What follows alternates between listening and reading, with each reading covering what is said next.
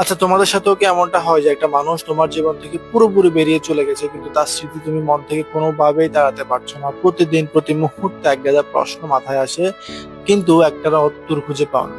তাহলে একটা গল্প বলছি, শোনো। এক গ্রামে একটা ছোট্ট বাচ্চা ছেলে ছিল। তার অদ্ভুত শখ ছিল সে শুকনো পাতা জমাতো। গাছ থেকে শুকনো পাতা পড়লেই সে দৌড়ে গিয়ে পাতা এনে ঘরের মধ্যে জমা করে রেখে দিত।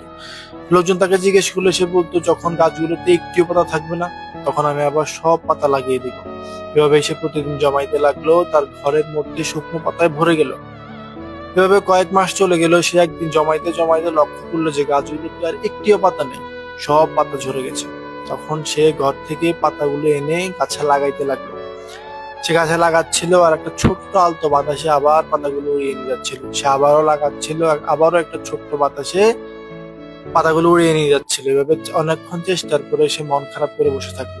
তারপর এক বৃদ্ধ লোক এসে বলল যে, বাবা, যখন গাছগুলো থেকে পাতাগুলো ঝরে যায়, তখন পাতাগুলো আর গাছের নয়, এগুলো এখন বাতাসের।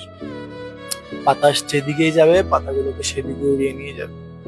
সে অনেকক্ষণ চুপ করে বসে থাকলো। তারপর সে বুঝতে পারলো তার জমানো সবগুলো পাতা বাইরে এনে ফেলে দিয়ে সে ঘরের মধ্যে ঢুকে গেল।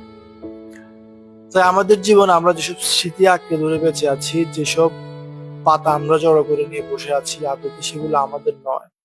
হয়তোবা সেগুলো বাতাসের, হয়তোবা সেগুলো অন্য কারো। পরের দিন আবার একটা গল্প বলবো।